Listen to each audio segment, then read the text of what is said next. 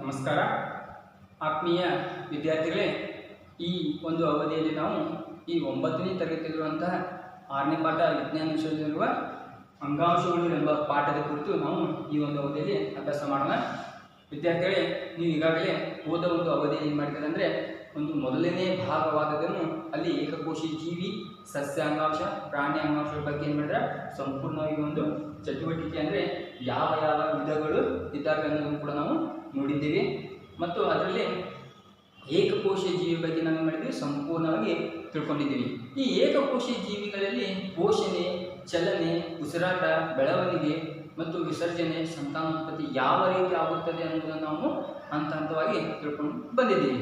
ಅಲ್ಲಿ ಮೊದಲಿಗೆ ನಾವು ಏಕಕೋಶಿ ಜೀವಿ ಅಂದ ಮೇಲೆ ಅಮಿಬಾ ಅಂತ ನಮಗೆ ನೆನಪಿಗೆ ಬರ್ತದೆ. ಆ ಅಮಿಬಾವು ಯಾವ ರೀತಿ ತನ್ನ ಪೋಷಣೆ ಚಲನೆ ಮಾಡುತ್ತದೆ ಅಂತ ನೋಡಿದಾಗ ಅದು ತನ್ನ ಮಿಥ್ಯಪಾಲದ ಮೂಲಕ ಮುಂದೆ ಸಾಗಿ ತನ್ನ ಸುತ್ತಲಿರುವಂತಹ ಆಹಾರ ಕಣಗಳನ್ನು ಆವರಿಸಿಕೊಂಡು ತನ್ನ ಪೋಷಣೆಗೆ ಒಳಗಾಗುತ್ತದೆ ಎಂಬುದನ್ನು ತಿಳ್ಕೊಂಡಿದ್ದೀವಿ. ಅದೇ ರೀತಿ ಬೆಳವಣಿಗೆ, ಒಂದು ಜೀವಿಯು ಹುಟ್ಟಿದ ಮೇಲೆ ಕಾಲ ಕಳೆದಂತೆ ಅಂದರೆ ಹಂತ ಹಂತವಾಗಿ ಅದು ಬೆಳವಣಿಗೆ ಆಗಲೇಬೇಕು. ಇದೇನು ಒಂದು ಪರಿಸರದ ನಿಯಮವಾಗಿದೆ. ಮತ್ತು ಇದು ವಿಸರ್ಜನೆ ಅಂದರೆ ಯಾವ ಜೀವಿಯು ತನಗೆ ಬೇಕಾದ ಆಹಾರವನ್ನು ದೇಹದಲ್ಲಿ ಇಟ್ಟುಕೊಂಡು ಬೇಡವಾದ ಆಹಾರವನ್ನು ಹೊರಹಾಕುತ್ತದೆ ಅಂತ ಒಂದು ಕ್ರಿಯೆಗೇನಂತ ನಾವು ವಿಸರ್ಜನೆ ಅಂತ ಕರಿತೀವಿ.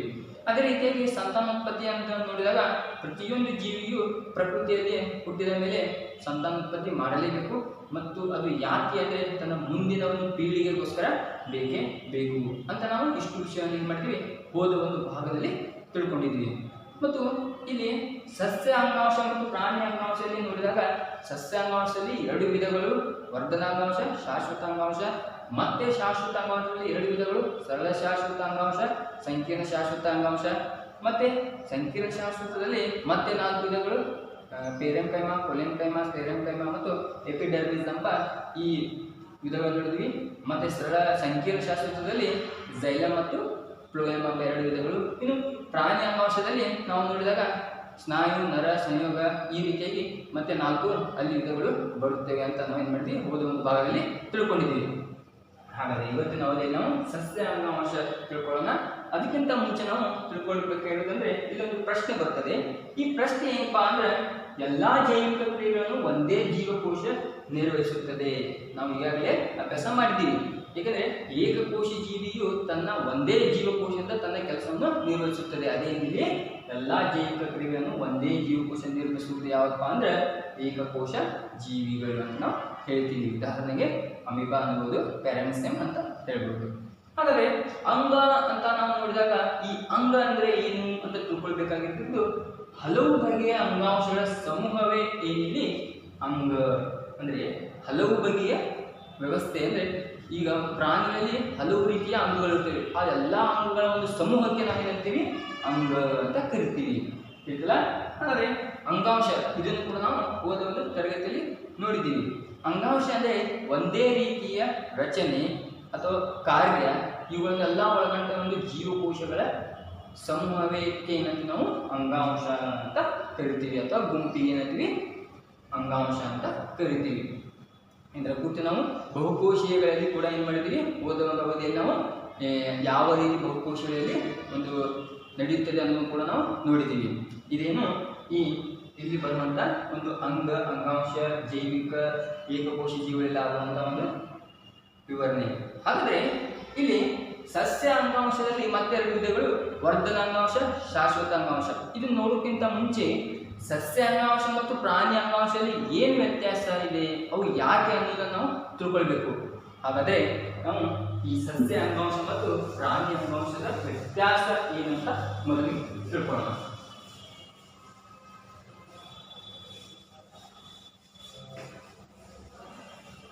ಇಲ್ಲಿ ಸಸ್ಯಾಂಗಾಂಶದ ನಾವು ವ್ಯತ್ಯಾಸ ನೋಡೋಣ. ಮೊದಲಿಗೆ ಈ ಸೈಡು ಸಸ್ಯಾಂಗಾಂಶ,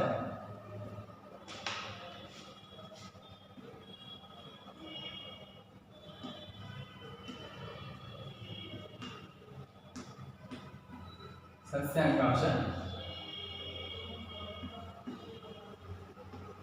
ಪ್ರಾಣಿ ಅಂಗಾಂಶ.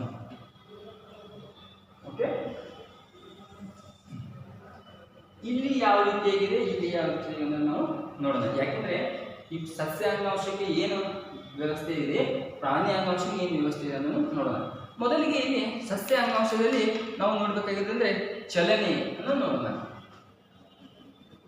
ಯಾಕಂದ್ರೆ ನಾವು ಏಕಕೋಶಿ ಜೀವಿ ಕೂಡ ಏನು ಮಾಡಿದ್ವಿ, ಚಲನೆ ಕುರಿತು ನೋಡಿದ್ದೀವಿ. ಮೊದಲಿಗೆ ಚಲನೆ. ಹಾಗಾದ್ರೆ ವಿದ್ಯಾರ್ಥಿಗಳಲ್ಲಿ ಚಲನೆಗಳು ಅಂತ ನೋಡಿದಾಗ ಸಸ್ಯಗಳು ಚಲನೆ ಮಾಡ್ತಾವ ಅಂತ ತಿಳ್ಕೊಳ್ಬೇಕು. ಚಲನೆ ಮಾಡ್ತಾವ ಇಲ್ಲ, ಯಾಕೆಂದ್ರೆ ನಿಶ್ಚಲ ಸ್ಥಿತಿಯನ್ನು ಒಳಗೊಂಡಿರ್ತವೆ. ಕೆಲವು ಸಸ್ಯದ ಭಾಗಗಳು ಚಲನೆ ಮಾಡ್ತೇವೆ, ಅವು ಸೀಮಿತವಾದಂತಹ ಸಸ್ಯಗಳು. ಆದರೆ ಸಸ್ಯಗಳು ಇಲ್ಲಿ ಚಲನೆ ಮಾಡುವುದಿಲ್ಲ, ಯಾಕೆಂದ್ರೆ ಅವು ನಿಶ್ಚಲ ಸ್ಥಿತಿಯಲ್ಲಿ ಇರುತ್ತವೆ. ಸಸ್ಯಗಳು ನಿಶ್ಚಲ ಸ್ಥಿತಿಯಲ್ಲಿ ಇರುತ್ತವೆ. ನಿಶ್ಚಲ ಸ್ಥಿತಿ ಹೊಂದಿರುತ್ತವೆ. ಹಾಗಾದರೆ ಪ್ರಾಣಿಗಳಲ್ಲಿ ಚಲನೆಯನ್ನು ಗಮನಿಸಿದಾಗ ನಿಮ್ಗೆ ಏನಾಗ್ತಾ ಆಗ್ತದೆ, ಒಂದು ಚಿರತೆಯನ್ನು ತೆಗೆದುಕೊಳ್ಳೋಣ. ಇದೊಂದು ಪ್ರಾಣಿ ಅಂತ ತಿಳ್ಕೊಳ್ಳಿ. ಇದೇನು ಒಂದು ಪ್ರಾಣಿ ಅಂತ ತಿಳ್ಕೊಳ್ಳಿ. ಇದು ಓಡ್ತಾ ಇದೆ. ಇದು ಓಡ್ತಾ ಇದೆ. ಯಾಕೆ ಓಡ್ತಾ ಇದೆ ಅಂತ ನಾವು ಗಮನಿಸಿದಾಗ ಇಲ್ಲಿ ಏನು ಅರ್ಥ ಬರ್ತದೆ ಅಂದ್ರೆ, ಇದು ಆಹಾರಕ್ಕೋಸ್ಕರ ಓಡ್ತಾ ಇದೆ, ತನ್ನ ರಕ್ಷಣೆಗೋಸ್ಕರ ಓಡ್ತಾ ಇದೆ, ಆಶ್ರಯಗೋಸ್ಕರ ಓಡ್ತಾ ಇದೆ, ತನ್ನ ಸಂಗಾತಿಗೋಸ್ಕರ ಅಂದ್ರೆ ಸಂತಾನೋತ್ಪತ್ತಿಗೋಸ್ಕರ ಓಡ್ತಾ ಇದೆ ಅಂತ ನಾವು ತಿಳ್ಕೊಳ್ತೇವೆ. ಆದರೆ ಇಲ್ಲಿ ಪ್ರಾಣಿ ಅಂಶದಲ್ಲಿ ಪ್ರಾಣಿಗಳಿಗೆ ಶಕ್ತಿ ಹೆಚ್ಚಾಗಿರುತ್ತದೆ, ಆದರೆ ಇಲ್ಲಿ ನಿಶ್ಚಲವಾಗಿದ್ದರಿಂದ ಇವುಗಳಿಗೆ ಶಕ್ತಿಯನ್ನು ಕಡಿಮೆ ಆಗುತ್ತದೆ. ಯಾಕೆಂದ್ರೆ ಇವು ಬೇರೆ ಬೇರೆ ಕಡೆ ಅಲ್ದಾಡಿ ತನ್ನ ಆಹಾರಕ್ಕೋಸ್ಕರ ಅಲ್ದಾಡಿ ಆಹಾರವನ್ನು ಸೇವನೆ ಮಾಡೋದ್ರಿಂದ ಇವರಿಗೆ ಹೆಚ್ಚಿನ ಒಂದು ಆಹಾರ ದೊರೆಯೋದ್ರಿಂದ ಇವುಗಳಿಗೆ ಹೆಚ್ಚಿನ ಶಕ್ತಿ ಒದಗುತ್ತದೆ. ಆದರೆ ಇವು ಇದ್ದಂಥ ಸ್ಥಿತಿಯಲ್ಲಿ ಇರುವ ಕಾರಣದಿಂದ ಇವುಗಳಿಗೆ ಶಕ್ತಿ ಸ್ವಲ್ಪ ಕಡಿಮೆ ಇರುತ್ತದೆ. ಇಲ್ಲಿ ಶಕ್ತಿ ಹೆಚ್ಚಾಗಿರುತ್ತದೆ ಅಂದ್ರೆ ಇಲ್ಲಿ ಸಿಕ್ಕಾಪಟ್ಟೆ ಓಡಬಹುದು, ಆಹಾರ ಓಡಬಹುದು, ಇಲ್ಲಿ ಅಧಿಕವಾಗಿರುತ್ತದೆ. ಇಲ್ಲಿ ಮತ್ತೊಂದು ಶಕ್ತಿ ಕಡಿಮೆ ಇರುತ್ತದೆ. ಶಕ್ತಿ ಕಡಿಮೆ ಇರುತ್ತದೆ. ಇಲ್ಲಿ ಚಲನೆ ಓಡುವುದು ಆಶ್ರಯಕ್ಕೋಸ್ಕರ ಮತ್ತು ಆಹಾರಕ್ಕೋಸ್ಕರ ಮತ್ತು ಸಂತಾನೋತ್ಪತ್ತಿ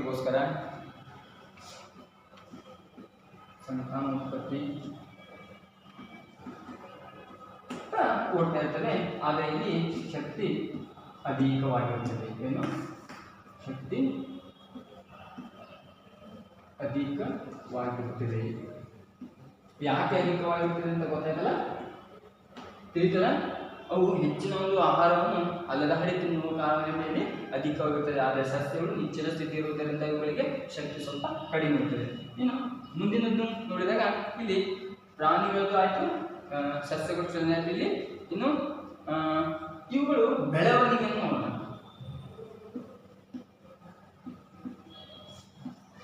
ಇಲ್ಲಿ ಸಸ್ಯದ ಬೆಳವಣಿಗೆ ನೋಡಿದಾಗ ಸೀಮಿತ ಭಾಗಕ್ಕೆ ಮಾತ್ರ ಬೆಳವಣಿಗೆ ಆಗುತ್ತದೆ. ಏನು ಸೀಮಿತ ಭಾಗಗಳಿಗೆ. ಸೀಮಿತ ಅಂದ್ರೆ ನಿಮಗೆ ಯೋಚನೆ ಬಂದಿರಬಹುದು, ಸೀಮಿತ ಭಾಗಕ್ಕೆ ಮಾತ್ರ ಬೆಳವಣಿಗೆ. ಸೀಮಿತ ಭಾಗ ಅಂದರೆ ಬೇರು ಆಗಿರ್ಬೋದು, ಕಾಂಡ ಆಗಿರ್ಬೋದು, ಇಂಥ ಒಂದು ಭಾಗಗಳಿಗೆ ಮಾತ್ರ ಏನು ಎತ್ತರವಾಗಿ ಬೆಳೆಯುವಂಥ ಸಸ್ಯಗಳು ಬೆಳೆಯುತ್ತವೆ. ಆದರೆ ಪ್ರಾಣಿಗಳಲ್ಲಿ ಆ ರೀತಿ ಇಲ್ಲ ಬೆಳವಣಿಗೆ. ಇಲ್ಲಿ ಏಕರೂಪದಲ್ಲಿ ನಾವು ಕಾಣ್ತೀವಿ, ಅಂದರೆ ಒಂದೇ ಸಮನೆ ಅದು ಬೆಳೆದಿರುತ್ತದೆ. ಇಷ್ಟಿರುವುದನ್ನು ಒಂದೇ ಸಲ ನಾವು ನೋಡ್ತೀವಿ. ಇನ್ನು ಏಕರೂಪದಲ್ಲಿ ಕಾಣ್ತೀವಿ.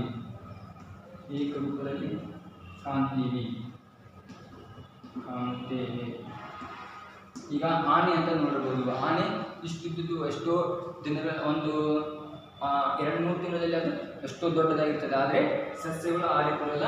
ಬೇರಿನಲ್ಲಿ ವ್ಯತ್ಯಾಸ ಕಾಣಬಹುದು ಮತ್ತು ಕಾಂಡದಲ್ಲಿ ವ್ಯತ್ಯಾಸ ಕಾಣಬಹುದು. ಅದು ಸೀಮಿತವಾದ ಒಂದು ಬೆಳವಣಿಗೆ ಇರುತ್ತದೆ. ಆದರೆ ಪ್ರಾಣಿಗಳಲ್ಲಿ ಏಕರೂಪತೆಯ ಬೆಳವಣಿಗೆ ಇರುತ್ತದೆ.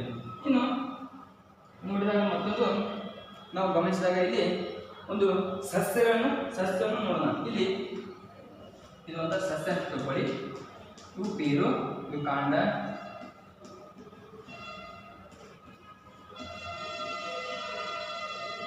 ಇದು ಮೊಗ್ಗು, ಇದು ಹೂವು, ಇದೊಂದು ಹಣ್ಣು ಅಂತ ತಗೊಳ್ಳಿ. ಇಲ್ಲಿ ಇದು ಬೇರು, ಇದು ಕಾಂಡ, ಇದು ಎಲೆ, ಇದು ಮೊಗ್ಗು, ಇದು ಹೂವು, ಇದು ಹಣ್ಣು ಅನ್ನೋದು ಮಾತ್ರ ಇದು ಭಾಗಗಳು ಅಂತ ಆಯ್ತು. ಅಂದರೆ ಸಸ್ಯಗಳಲ್ಲಿ ಕೇವಲ ಭಾಗಗಳು ಇರುತ್ತವೆ, ಆದರೆ ಪ್ರಾಣಿಗಳಲ್ಲಿ ಅಂಗಾಂಗಗಳು ಇರುತ್ತವೆ ಅಂತ ಗೊತ್ತಾಯ್ತಲ್ಲ. ಅಂಗಾಂಗಗಳು ಅಂದರೆ ಯಾವಿಲ್ಲಿ ನಾವು ಮೃದ್ವಸ್ಥಿ, ಅಸ್ಥಿಪಂಜರ ಅಂತೆಲ್ಲ ಅದು, ಮತ್ತು ರಕ್ತದ ಕಣಗಳು ಪರಿಶೀಲನೆ ಮಾಡುತ್ತಿವೆ, ಜಠರ, ಈ ರೀತಿಯಾದ ಬೇರೆ ಬೇರೆ ಬಹುಕೋಶಿ ಜೀವಿಗಳಿಗೆ ನಾವು ಕಾಣ್ತೀವಿ. ಆದರೆ ಇಲ್ಲಿ ಅವೇ ಒಂದೇ ಇರುವಂತಹ ಇದು ಬೇರು, ಇದು ಕಾಂಡ, ಇದು ಎಲೆ, ಇದು ಹೂವು, ಇದು ಹಣ್ಣು ಅಂತ ನಾವು ಸೀಮಿತವಾಗಿ ಗುರುತಿಸುತ್ತೇವೆ. ಆದರೆ ಇಲ್ಲಿ ಇವುಗಳಲ್ಲಿ ಹಲವಾರು ಅಂಗಾಂಗಗಳು ಇರುವುದರಿಂದ ಬಹುಕೋಶಗಳಲ್ಲಿ ಬೇರೆ ಬೇರೆ ಅಂಗಗಳು ಇರುತ್ತವೆ. ಇಲ್ಲೇನು ಭಾಗಗಳು ಕಾಣ್ತೀವಿ, ಇಲ್ಲಿ ಅಂಗಾಂಗಗಳು ನೋಡ್ತೀವಿ. ಅಂಗಾಂಗಗಳನ್ನು ನೋಡ್ತೀವಿ, ಅಂಗಾಂಗಗಳನ್ನು ನೋಡ್ತೀವಿ. ಇದೇನು ಸಸ್ಯ ಅಂಗಾಂಶ ಮತ್ತು ಪ್ರಾಣಿ ಅಂಗಾಂಶವಿರುವಂಥ ಒಂದು ವ್ಯತ್ಯಾಸ. ಯಾಕೆಂದರೆ ಮೊದಲಿಗೆ ನಾವು ಸಸ್ಯ ಅಂಗಾಂಶಕ್ಕೆ ಹೋಗಿಂತ ಮುಂಚೆ, ಪ್ರಾಣಿ ಅಂಗಾಂಶಕ್ಕೆ ಹೋಗಿಂತ ಮುಂಚೆ ಇವುಗಳ ವ್ಯತ್ಯಾಸ ತಿಳ್ಕೊಳ್ಬೇಕು. ಯಾಕಂದರೆ ಸಸ್ಯ ಅಂಗಾಂಶದಲ್ಲಿ ನಾವು ಕೇವಲ ಒಂದು ಅದರ ವಿಧಗಳನ್ನು ಮಾತ್ರ ನೋಡ್ತೀವಿ, ಪ್ರಾಣಿ ಅಂಗಾಂಶದಲ್ಲಿ ಕೂಡ ಏನು ಕೇವಲ ಅದರ ವಿಧಗಳನ್ನು ನಾವು ನೋಡ್ಕೊಂಡಿರ್ತೀವಿ. ಆದರೆ ಸಸ್ಯ ಅಂಗಾಂಶದಲ್ಲಿ ಮತ್ತು ಪ್ರಾಣಿ ಅಂಗಾಂಶದಲ್ಲಿರುವಂಥ ಒಂದು ಏಕರೂಪತೆಯ ವ್ಯವಸ್ಥೆಯನ್ನು ನಾವೇನು ಮಾಡಬೇಕು, ಕಾಣಬೇಕು. ಯಾಕಂದರೆ ಸಸ್ಯಗಳಲ್ಲಿ ಯಾವ ರೀತಿ ಸೀಮಿತವಾದ ಒಂದು ವ್ಯವಸ್ಥೆ ಇರ್ತದೆ, ಪ್ರಾಣಿಗಳಲ್ಲಿ ಯಾವ ರೀತಿಯಾದ ಒಂದು ವ್ಯವಸ್ಥೆ ಇರ್ತದೆ ಅಂತ ನಾವು ಮೊದಲು ನೋಡಿ ಅದರ ಮುಂದಿನ ಒಂದು ಅಂಶಕ್ಕೆ ಹೋಗಬೇಕು. ಇಷ್ಟು ಏನಿದು ಸಸ್ಯದಲ್ಲಿರುವ ಮತ್ತು ಪ್ರಾಣಿಯಲ್ಲಿರುವಂಥ ಒಂದು ವ್ಯವಸ್ಥೆಗಳಂತ ನಾವು ಹೇಳ್ಬೋದು. ಹಾಗಾದರೆ ಇದರಲ್ಲಿ ನಾವು ಈಗಾಗಲೇ ನೋಡಿದ್ವಿ, ಇವು ಭಾಗಗಳಂತ ನಾವು ಗುರುತಿಸ್ತೀವಿ ಮತ್ತು ಅಂಗಾಂಗಗಳಂತ ಗುರುತಿಸ್ತೀವಿ. ಇಲ್ಲಿ ನೀವು ಏನು ಮಾಡಬೇಕಂದ್ರೆ, ಇಲ್ಲಿ ಮೂರನೇದಾಗಿ ಪಾಟಿಗೆ ಈ ಸಸ್ಯವನ್ನು ತೆಗಿಬೇಕು, ಆ ಭಾಗಗಳನ್ನು ಗುರುತಿಸಬೇಕು ಅಂತ ಈ ರೀತಿಯಾಗಿ ಶೇಪ್ ಮಾಡಿ ಇಲ್ಲಿಯೂ ಭಾಗಗಳನ್ನು ಕಾಣ್ತೀವಿ. ಈ ಸೈಡ್ ಒಂದು ಜೀರ್ಣಾಂಗ ವ್ಯವಸ್ಥೆಯನ್ನು ತೆಗಿಬೋದು. ಆ ಜೀರ್ಣಾಂಗ ವ್ಯವಸ್ಥೆಯಲ್ಲಿರುವಂಥ ಒಂದು ಅನ್ನನಾಳ ಆಗಿರ್ಬೋದು, ಜಠರ ಆಗಿರ್ಬೋದು, ಅಲ್ಲಿ ಬರುವಂಥ ಭಾಗಗಳನ್ನು ಗುರುತಿಸಿ ಅಲ್ಲಿ ನಾವು ಹೆಸರಿಸಬೇಕು ಅಂತ ಹೇಳ್ತೀವಿ. ಓಕೆ, ಇಷ್ಟೇನಿದು ಇದು ಪ್ರಾಣಿ ಅಂಗಾಂಶ ಮತ್ತು ಸಸ್ಯ ಅಂಗಾಂಶದಲ್ಲಿರುವಂಥ ವ್ಯತ್ಯಾಸ. ಇನ್ನು ನಾವು ಮುಂದೆ ನೋಡೋಣ ಸಸ್ಯ ಅಂಗಾಂಶದಲ್ಲಿರುವ ವಿಧಗಳನ್ನು ನಾವು ಗಮನಿಸೋಣ. ವಿದ್ಯಾರ್ಥಿಗಳೇ,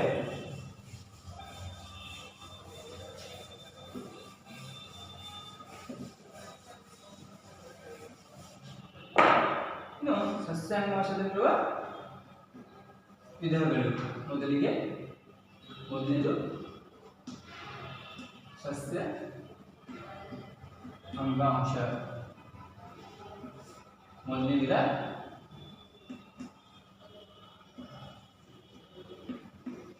ವರ್ಧನಾಂಗಾಂಶ ಮತ್ತು ಶಾಶ್ವತ ಅಂಗಾಂಶ.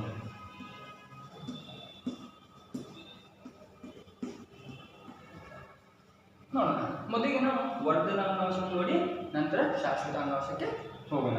ಹಾಗಾದರೆ ಈ ವರ್ಧನಾಂಗಾಂಶದಲ್ಲಿ ಯಾವ ರೀತಿಯಾಗಿ ಒಂದು ವ್ಯವಸ್ಥೆ ಅಂತ ನಾವು ನೋಡೋಣ. ಇಲ್ಲಿ ವರ್ಧನಾಂಗಾಂಶಕ್ಕೆ ಹೋಗೋಕ್ಕಿಂತ ಮುಂಚೆ ಮೊದಲು ನಾವು ತಿಳ್ಕೊಳ್ಬೇಕಾದ್ರೆ ಸಸ್ಯಗಳಲ್ಲಿ ಸರಳವಾದ ಜೀವನ ಕ್ರಿಯೆ ಇರುತ್ತದೆ, ಪ್ರಾಣಿಗಳಲ್ಲಿ ಏನಿರ್ತದೆ ಕ್ಲಿಷ್ಟಕರವಾದ ಒಂದು ವ್ಯವಸ್ಥೆ ಇರ್ತದೆ.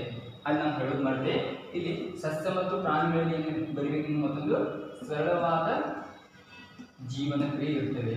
ಏನು ಜೀವನ ಕ್ರಿಯೆ ಪ್ರಾಣಿಗಳಲ್ಲಿ ಕ್ಲಿಷ್ಟಕರವಾದ ಜೀವನ ಕ್ರಿಯೆ ಇರುತ್ತದೆ. ಇದು ಸಹ ಆ ವ್ಯವಸ್ಥೆಯಲ್ಲಿ ವ್ಯತ್ಯಾಸದಲ್ಲಿ ಬರೆಯಿರಿ. ಹಾಗಾದರೆ ನಾವು ಇಲ್ಲಿ ಈ ವರ್ಧನಾಂಗಾಂಶಕ್ಕೆ ನೋಡಿದಾಗ ನಾವು ಇಲ್ಲೊಂದು ಚಟುವಟಿಕೆಯನ್ನು ಮಾಡೋಣ. ಆ ಚಟುವಟಿಕೆ ಯಾವ ರೀತಿ ಇದೆ ಅನ್ನೋದಂದರೆ, ನಾವು ಗಮನಿಸಿದಾಗ ಒಂದು ಎರಡು ಬೀಕರ್ ತೆಗೆದುಕೊಳ್ಳಿ ಅಥವಾ ಲೋಟವನ್ನು ತೆಗೆದುಕೊಳ್ಳಿ. ಇನ್ನು ಬೀಕರ್ ತೆಗೆದುಕೊಳ್ಳಿ ಅಥವಾ ಲೋಟ ತೆಗೆದುಕೊಳ್ಳಿ, ಸ್ವಲ್ಪ ನೀರು ಹಾಕಿ ಈ ಎರಡು ಬೀಕರಲ್ಲಿ ಎ ಮತ್ತು ಬಿ ಅಂತ ಗುರುತಿಸಿ ಈ ಎರಡು ಬೀಕರಲ್ಲಿ ಒಂದು ಈರುಳ್ಳಿಯನ್ನು ಹಾಕಿ. ಇದನ್ನು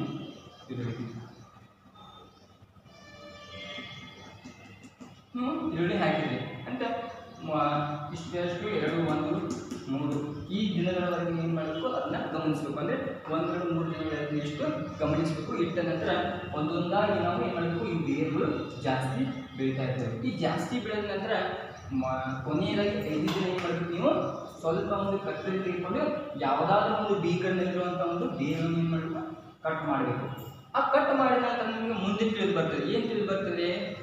ಯಾವ ಭಾಗ ನಾವು ಕತ್ತರಿಸಿದೆವೋ ಅದೇ ಭಾಗ ಇಲ್ಲಿ ಮುಂದುವರಿಯುವಂಥ ಒಂದು ಭಾಗ. ಏಕೆಂದರೆ ಆ ಭಾಗ ನಾವು ಕಟ್ ಮಾಡಿರ್ತೀವಿ. ಅಂದರೆ ಇಲ್ಲಿ ನಾವು ಮಾರ್ಕೆಟ್ಗೆ ಹೋಗ್ತೀವಿ, ನಾವೇನಂತೀವಿ ಸಂತೆಗೆ ಹೋಗ್ತೀವಲ್ಲ, ಆ ಸಂತೆಯಲ್ಲಿ ನಾವು ಮೊಟ್ಟೆ ಕಾಳು ಅಂತ ತೆಗೆದುಕೊಳ್ತೀವಿ. ಈ ಮೊಟ್ಟೆ ಕಾಳು ನಾವು 2 ದಿನ ಅಥವಾ 1 ದಿನ ನಾವು ಇಟ್ಟಾಗ ಒಂದು ಅರಿವಿಯಲ್ಲಿ ಅಂದರೆ ಒಂದು ಏನು ನಾವು ಕಟ್ಟಿರ್ತಲ್ಲ ಒಂದು ಅರಿವಿ ಅಂತೀವಲ್ಲ, ಅದರಲ್ಲಿ ಕಟ್ಟಿಟ್ಟಾಗ ಒಂದು ಬಿಳಿಯದಂಥ ಒಂದು ಮೊಳಕೆ ಬರ್ತದೆ. ಈ ರೀತಿಯಾಗಿ ಏನು ಬರ್ತದೆ? ಈ ರೀತಿಯಾಗಿ ಒಂದು ಮೊಳಕೆ ಬರ್ತದೆ. ಈ ಮೊಳಕೆ ಏನಿದೆ ವರ್ಧನ ಅಂಗಾಂಶ. ಅಂದರೆ ಇದೇ ವರ್ಧನ ಅಂಗಾಂಶದಿಂದ ಸಸ್ಯಗಳು ಬೆಳೆಯಲು ಕಾರಣವಾಗುತ್ತದೆ. ಆ ಒಂದು ಬೇರನ್ನೇ ನಾವೇನು ಮಾಡಿದ್ದೀವಿ, ಇಲ್ಲಿ ಕಟ್ ಮಾಡಿದ್ದೀವಿ. ಹಾಗಾದರೆ ಅದು ಮುಂದುವರೆಯಲು ಸಾಧ್ಯನಾ? ಉದಾಹರಣೆಗೆ ತೆಗೆದುಕೊಳ್ಳಿ, ಈಗ ನಾವು ಬಾಳೆಯಲ್ಲಿ ತೆಗೆದುಕೊಂಡಾಗ ಈ ರೀತಿಯಾಗಿ ಒಂದು ಬಾಳೆಯಲ್ಲಿ ಇರುತ್ತೆ ಅಂತ ತಿಳ್ಕೊಳ್ಳಿ. ಈ ಬಾಳೆಯಲ್ಲಿರುವಂಥ ನಾವು ಈ ಶೇಪ್ನಲ್ಲಿ ಕಟ್ ಮಾಡಿದರೆ ಅದೇನಾಗ್ತದೆ, ಆ ಒಂದು ಇಡೀ ಒಂದು ಭಾಗನೇನು ನೇತಾಡಕ್ಕೆ ಹೋಗುತ್ತದೆ, ಅಂದರೆ ಅದು ತೂಗು ಬೀಳ್ತದೆ. ಇನ್ನು ಮತ್ತು ನಾವು ಯಾವುದೇ ಒಂದು ಸಸ್ಯವನ್ನು ಹೀಗೆ ಮುರಿದಾಗ ಅಲ್ಲಿಂದ ಹಿಡಿದು ಅದೇನೋ ಕಟ್ ಮಾಡ್ತೀವಿ ಅಲ್ಲಿವರೆಗೂ ನೇತಾಡಲು ಸಾಧ್ಯವಾಗುತ್ತದೆ. ಅದೇ ರೀತಿ ವರ್ಧನ ಅಂಗಾಂಶ ನಾವು ಇಲ್ಲಿ ಕಟ್ ಮಾಡಿದ ಕಾರಣದಿಂದ ಅದು ಮುಂದೆ ಒಂದು ಬೇರುಗಳು ಬೆಳೆಯಲು ಸಾಧ್ಯವಾಗುವುದಿಲ್ಲ. ಇದೇನು ನಿಮ್ಮ ಚಟುವಟಿಕೆ ಅಂದರೆ ನಿಮ್ಮ ಪಠ್ಯ ಪುಸ್ತಕದಲ್ಲಿರುವಂಥ ಒಂದು ಚಟುವಟಿಕೆ. ಯಾಕೆ ಈ ಚಟುವಟಿಕೆ ಕೊಟ್ಟಾರೆ ಅಂದರೆ ನೀವು ಗಮನಿಸಬೇಕು, ಯಾವ ಬೇರುಗಳು ಜಾಸ್ತಿ ಹೋಗ್ತಿರ್ತವೆ ಅಂತಹ ಬೇರುಗಳು ನಾವು ಕಟ್ ಮಾಡಿದರೆ ಅವು ಮುಂದುವರಿತಾವ ಇಲ್ಲ. ಅಂದರೆ ನಾವು ಜೀವನೇ ಕಟ್ ಮಾಡಿದ ಮೇಲೆ ನಾವು ಹೇಗೆ ಬದುಕಲು ಸಾಧ್ಯ, ಅದೇ ರೀತಿ ಬೆಳೆಯುವಂಥ ಒಂದು ಸಸ್ಯ ಭಾಗವನ್ನೇ ನಾವು ಕಟ್ ಮಾಡಿದಾಗ ಇಲ್ಲಿ ಈರುಳ್ಳಿ ಬೆಳೆಯಲು ಸಾಧ್ಯವಾಗುವುದಿಲ್ಲ. ಅದು ಅಲ್ಲೇ ಸ್ಟಾಪ್ ಆಗಿಬಿಡ್ತದೆ. ಈ ಸೈಡ್ ಇರುವಂತಹ ಬೇರುಗಳು ಬೆಳೆಯಲು ಸಾಧ್ಯವಿದ್ದರೆ ಅಲ್ಲಿ ಚೆನ್ನಾಗಿ ಬೆಳೆ ಬರಲು ಕಾರಣವಾಗುತ್ತದೆ. ತಿಳಿತಲ್ಲ? ಹಾಗಾದರೆ ನಾವು ಇನ್ನು ವರ್ಧನ ಅಂಗಾಂಶವನ್ನು ನೋಡೋಣ. ಇಲ್ಲಿ ತಿಳಿದಲ್ಲ, ಮೊಟ್ಟೆ ಕಾಳುಗಳಲ್ಲಿ ನೀವು ಎಲ್ಲರ ಮನೆಯಲ್ಲಿ ಮೊಟ್ಟೆ ಕಾಳು ತಿನ್ನಬಹುದು, ತಿಂತೀರ. ಆದರೆ ಅವುಗಳನ್ನು ಗಮನಿಸಬೇಕು. ಅಲ್ಲಿ ಬಿಳಿದಂಥ ಒಂದು ಈ ರೀತಿ ಶೇಪ್ ಬರ್ತಿಲ್ಲ, ಅದೇ ಇಲ್ಲಿ ವರ್ಧನ ಅಂಗಾಂಶ. ಈ ವರ್ಧನ ಅಂಗಾಂಶದಲ್ಲಿ ನಾವು ಗಮನಿಸಿದಾಗ ಯಾವ ರೀತಿ ಇರುತ್ತದೆ, ಇದು ಎಲ್ಲೆಲ್ಲಿ ಕಂಡು ಬರ್ತದೆ ಅಂತ ನಾವು ನೋಡಿದಾಗ ಸಸ್ಯದ ಅತ್ಯಂತ ಪ್ರಾಥಮಿಕ ಅಂಗಾಂಶ ಏನು ಮೊದಲಿದು ಸಸ್ಯದ ಅತ್ಯಂತ ಪ್ರಾಥಮಿಕ ಅಂಗಾಂಶ ಯಾವುದು? ವರ್ಧನ ಅಂಗಾಂಶ. ಸಸ್ಯದ ಅತ್ಯಂತ ಪ್ರಾಥಮಿಕ ಅಂಗಾಂಶ ಇದು ಸಸ್ಯದ ಬೇರುಗಳಲ್ಲಿ ಇರುತ್ತದೆ. ಇನ್ನು ಸಸ್ಯದ ಬೇರುಗಳನ್ನು ಬೆಳೆಯಲು ಸಾಧ್ಯ ಮಾಡ್ತದೆ. ಸಸ್ಯದ ಬೇರುಗಳನ್ನು ಬೆಳೆಯಲು ಸಾಧ್ಯ ಅಥವಾ ಸಹಾಯ ಮಾಡುತ್ತದೆ.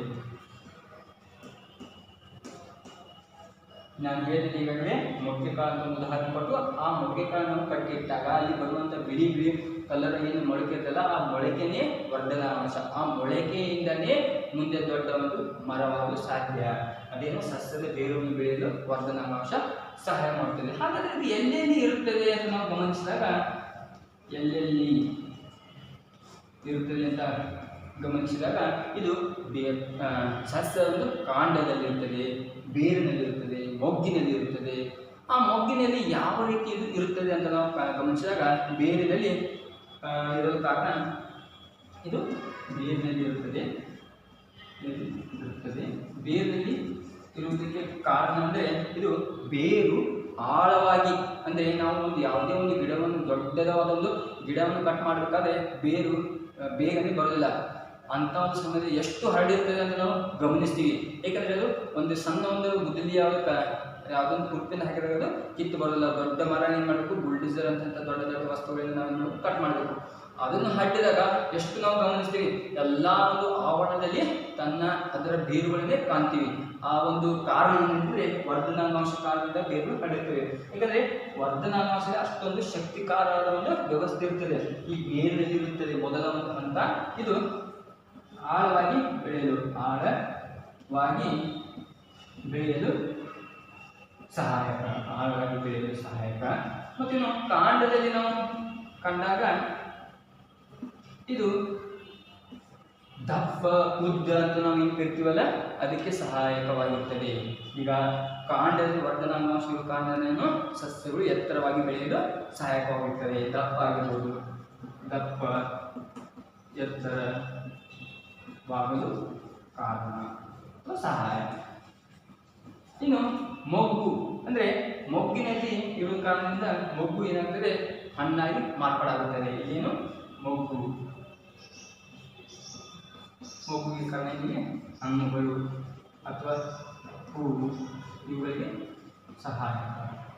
ಈ ಒಂದು ಎಲ್ಲ ಒಂದು ಈ ಬೇರಿನಲ್ಲಿ, ಈ ಕಾಂಡದಲ್ಲಿ, ಈ ಮೊಗ್ಗಿನಲ್ಲಿ ಇರುವುದು ಈ ಒಂದು ಎಲ್ಲ ಒಂದು ನಾವೇನಂತೀವಿ ಇದಕ್ಕೆ ವಸ್ತುವಿಗೆ ತುದಿ ವರ್ಧನ ಅಂಗಾಂಶ ಅಂತ ಕರಿತೀವಿ. ಏಕೆಂದರೆ ಈ ವರ್ಧನಾಂಗಾಂಶ ಬೇರಿನಲ್ಲಿರುವ ಕಾರಣದಿಂದ ಆಳವಾಗಿ ಬೆಳೆಯಲು ಸಹಾಯಕ, ಕಾಂಡದಲ್ಲಿರುವ ಕಾರಣ ದಪ್ಪ ಮತ್ತು ಎತ್ತರ. ಇಲ್ಲಿ ದಪ್ಪ ಅಂತ ನಾವು ಗಮನಿಸಿದಾಗ ನೀವು ಕಾಂಡ ಒಂದು ನೋಡ್ತೀರ, ನಮಗೆ ನಾವು ಯಾವುದೋ ಒಂದು ಗಿಡ ಇರಬೇಕಾದ್ರೆ ಈ ರೀತಿಯಾಗಿ ಹಿಡಿತೀವಿ. ಈಗ ತೆಂಗಿನ ಗಿಡ ಆಗಿರ್ಬೋದು, ಯಾವುದೋ ಒಂದು ಗಿಡ ಇರಬೇಕಾದ್ರೆ ಈ ರೀತಿ ಹಿಡಿದ ಕಾರಣ ಏನು, ವರ್ಧನಾಂಗಾಂಶ ಕಾರಣದಿಂದಾಗಿ ದಪ್ಪವಾಗಲು ಕಾರಣ ಮತ್ತು ಎತ್ತರವಾಗಲು ಕೂಡ ಕಾರಣ. ಮೊಗ್ಗು ಈಗಾಗಲೇ ನೋಡಿದ್ರೆ ಒಂದು ಹೂವು ಹಣ್ಣು ಆಗಬೇಕಾದ್ರೆ ಮೊದಲು ಮೊಗ್ಗಾಗಿ ಅದು ಹೂವು ಹಣ್ಣಾಗಿ ಮಾರ್ಪಾಡಾಗ್ತದೆ. ಈ ಎಲ್ಲ ಒಂದು ವ್ಯವಸ್ಥೆಗೆ ನಾವು ಹೇಳ್ತೀವಿ ತುದಿ ವರ್ಧನ ಅಂಗಾಂಶ. ತುದಿ ವರ್ಧನ ಅಂಗಾಂಶ ತಿಳಿತದ? ಯಾವುದಕ್ಕೆ ನಾವು ತುದಿ ವರ್ಧನ ಅಂಗಾಂಶ ಅಂತೀವಿ ಅಂದರೆ ಇಲ್ಲಿಗೆ ವರ್ಧನಾಂಗಾಂಶಗಳು ಬೇರಿನಲ್ಲಿ ಮತ್ತು ಕಾಂಡದಲ್ಲಿ ಇರುವಂಥ ವ್ಯವಸ್ಥೆಗೆ ನಾವು ಹೇಳ್ತೀವಿ ತುದಿ ವರ್ಧನ ಅಂಗಾಂಶ ನಾವು ಕರಿತೀವಿ. ಇನ್ನು ಮುಂದಿನದು ಎಲೆಯ ಕಾಂಡವನ್ನು ಕತ್ತರಿಸಿದಾಗ ಅಲ್ಲಿ ರೌಂಡ್ ಶೇಪ್ ಇರುತ್ತದೆ. ನೋಡಿ, ನಾವು ಇಲ್ಲಿ ಈ ನೀರು ಸರಬರಾಜು ಮಾಡ್ತದಲ್ಲ ಅಂತ ಒಂದು ವ್ಯವಸ್ಥೆಯನ್ನು ನೋಡಬೇಕಾದ್ರೆ ಕಾಂಡದ ಒಂದು ಮಧ್ಯಭಾಗದಲ್ಲಿ ನಾವು ಕಟ್ ಮಾಡಬೇಕು. ಏನು ಈ ರೀತಿಯಾಗಿ ಕಾಂಡ ಇರ್ತದೆ ಅಂತ ತಿಳ್ಕೊಳ್ಳಿ.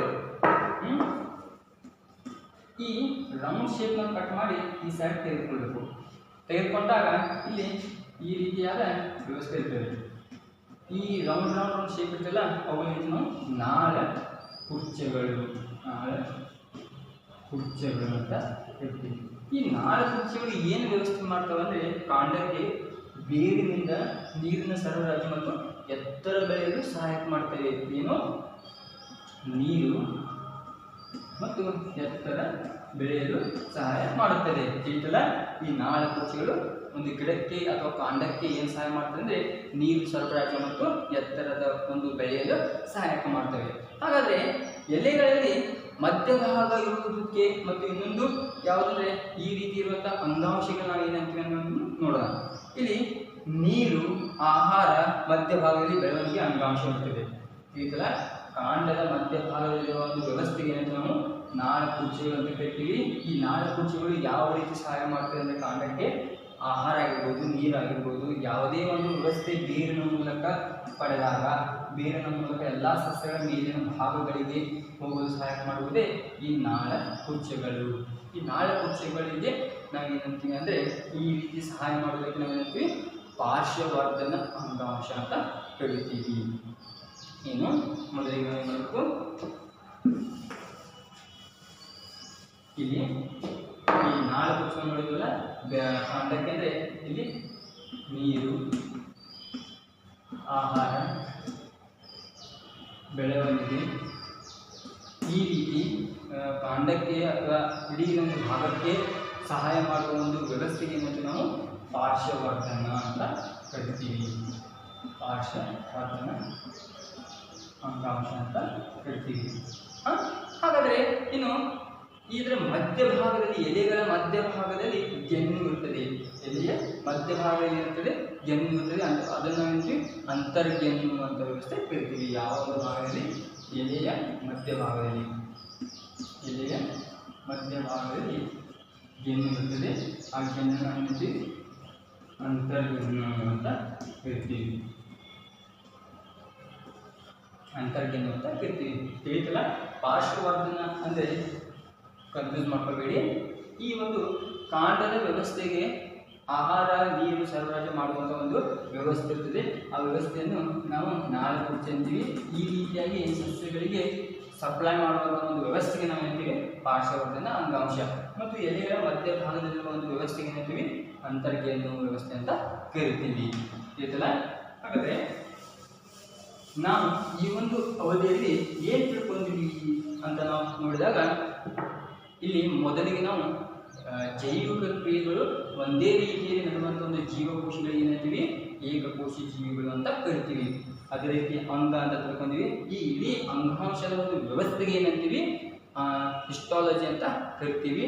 ಅದೇ ರೀತಿಯಾಗಿ ಮತ್ತೆ ಸಸ್ಯ ಮತ್ತು ಪ್ರಾಣಿಯಲ್ಲಿರುವಂಥ ವ್ಯತ್ಯಾಸವನ್ನು ನಾವು ಗಮನಿಸ್ತೀವಿ. ಯಾಕೆಂದರೆ ನಾವು ಕೇವಲ ಸಸ್ಯ ಅಂಗಾಂಶದ ವಿಧಗಳು ಪ್ರಾಣಿಗಳಿರುವಂಥ ವಿಧಗಳನ್ನು ಮಾತ್ರ ನೋಡ್ತೀವಿ, ಆದರೆ ಸಸ್ಯ ಮತ್ತು ಪ್ರಾಣಿಗಳಲ್ಲಿರುವುದನ್ನು ನಾವು ಮತ್ತೆ ಹೋಗ್ತೀವಿ. ಆದ ಕಾರಣದಿಂದ ನಾವು ಸಸ್ಯ ಮತ್ತು ಪ್ರಾಣಿಯಲ್ಲಿರುವಂಥ ವ್ಯತ್ಯಾಸಗಳನ್ನು ನಾವು ಗಮನಿಸ್ತೀವಿ. ಈ ಸಸ್ಯ ಮತ್ತು ಪ್ರಾಣಿಯಲ್ಲಿರುವ ವ್ಯತ್ಯಾಸಗಳನ್ನು ಗಮನಿಸಿದಾಗ ಸಸ್ಯವು ನಿಶ್ಚಿತ ಸ್ಥಿತಿಯಲ್ಲಿ ಇರುವುದರಿಂದ ಅವುಗಳಿಗೆ ಶಕ್ತಿ ಕಡಿಮೆಯಾಗಿರುತ್ತದೆ.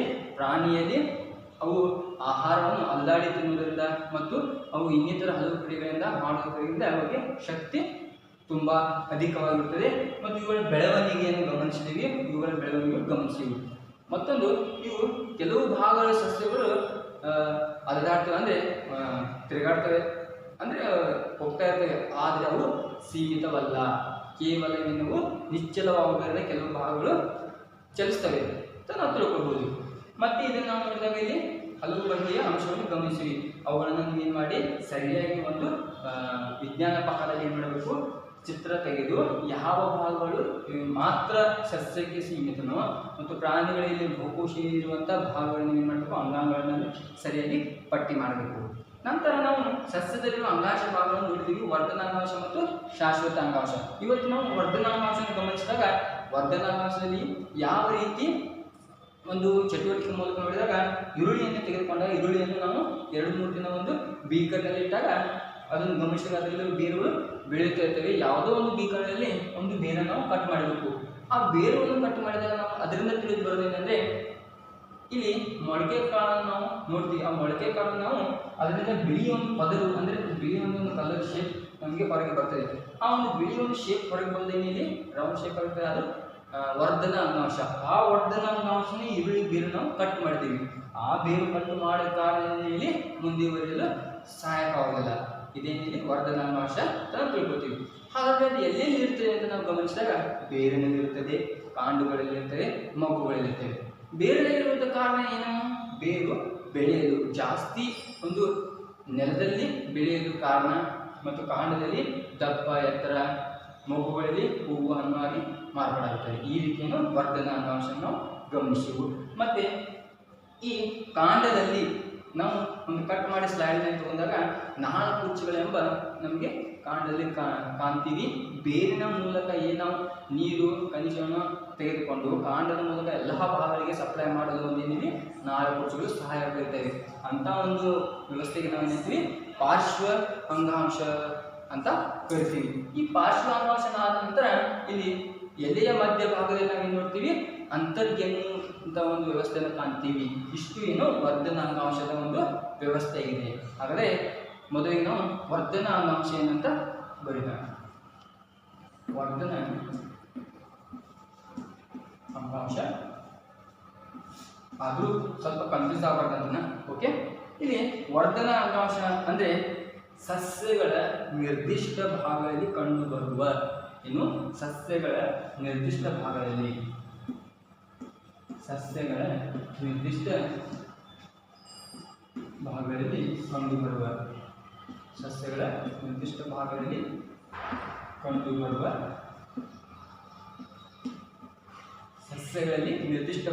ಕಂಡುಬರುವ ಜೀವಂತ ಜೀವಕೋಶಗಳು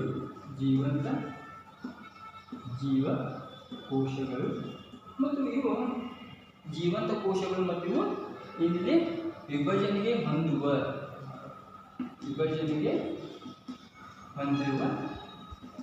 ಕೋಶಗಳು ಅಂತ ಹೇಳ್ಬೋದು. ವಿಭಜನೆಗೆ ಹೊಂದಿರುವ ಅಂಗಾಂಶವೇ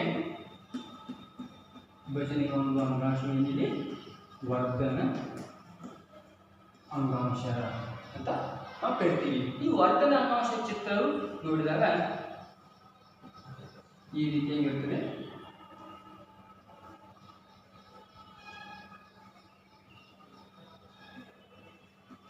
ಇದು ತುದಿ ವರ್ಧನ ಅಂಗಾಂಶ, ಇಲ್ಲಿ ಪಾರ್ಶ್ವ ಅಂಗಾಂಶ ಇರ್ತದೆ ಮತ್ತು ಇದು ಅಂತರ್ಗೆನ್ನು ಅಂಗಾಂಶ. ಈ ರೀತಿ ನೀವೇನು ಮಾಡಬೇಕು, ಸುಂದರವಾದ ಒಂದು ಚಿತ್ರವನ್ನು ನೀವು ವಿಜ್ಞಾನ ಪಕ್ಕದಲ್ಲಿ ತೆಗೆದುಬೇಕು. ಈ ರೀತಿ ಡಯಾಗ್ರಾಮ್ ತೆಗೆದು ತುದಿಯ ವರ್ಧನ, ಅಂತರ್ಗೆನ್ನು ಮತ್ತು ಪಾರ್ಶ್ವ ಅಂಗಾಂಶದ ಭಾಗವನ್ನು ಗುರುತಿಸಬೇಕು. ಇನ್ನು ಮುಂದಿನದು ತುದಿ ವರ್ಧನ ಅಂಗಾಂಶ ಗಮನಿಸಿದ್ವಿ. ಇಲ್ಲಿ ಇನ್ನು ತುದಿ ವರ್ಧನ ಅಂಗಾಂಶ ನೋಡೋಣ. ಇಲ್ಲಿ ತುದಿ ವರ್ಧನ ಅಂಗಾಂಶ ಎಂದರೆ ನಾವೇನು ನೋಡ್ತೀವಿ ಅಂದರೆ ತುದಿ ವರ್ಧನ ಅಂಗಾಂಶ ಕಾಂಡ ಹಾಗೂ ಬೇರುಗಳ ಉತ್ತೇಜನ ಮಾಡುತ್ತದೆ. ಇನ್ನು ತುದಿ ವರ್ಧನ ಅಂಗಾಂಶ ಅಂದರೆ ಕಾಂಡ ಮತ್ತು ಬೇರುಗಳಿಗೆ ಸಹಾಯ. ಕಾಂಡ ಮತ್ತು ಬೇರುಗಳಿಗೆ ಏನು ಮಾಡ್ತದೆ? ಇದು ಸಹಾಯ ಅಂದರೆ ಉದ್ದವಾಗಿ ಬೆಳೆಯಲಿಕ್ಕೆ ಸಹಾಯ ಮಾಡ್ತದೆ. ಇನ್ನು ಅಂತರ್ಗೆನ್ನು ಅಂದರೆ ಅಂತರ್ಗೆನ್ನು ಅಂತ ನೋಡಿದ್ರೆ ಕಾಂಡ ಬೇರುಗಳು ಸುತ್ತಳೆ ಭಾಗದಲ್ಲಿ ಇರ್ತದೆ. ಏನಿದು ನಾವು ಮಧ್ಯಭಾಗದಲ್ಲಿ ಇರ್ತದೆ, ಕಾಂಡ ಮತ್ತು ಬೇರುಗಳ ಮಧ್ಯಭಾಗದಲ್ಲಿರ್ತದೆ. ಕಾಂಡದ ಸುತ್ತಳೆಯಲ್ಲಿ ಇರ್ತದೆ, ಸುತ್ತಳೆಯಲ್ಲಿ ಇರುವುದು. ಇನ್ನು ಪಾರ್ಶ್ವಾಂಗಾಂಶ ನಿಮಗೆ ಗೊತ್ತಾಗಿದೆ. ಎಲೆಯ ಒಂದು ಬುಡಭಾಗ ಮತ್ತು ಬೇರು ಭಾಗಗಳಿರುತ್ತದೆ. ಇನ್ನು ಎಲೆಯ ಬುಡಭಾಗ ಪಾರ್ಶ್ವ,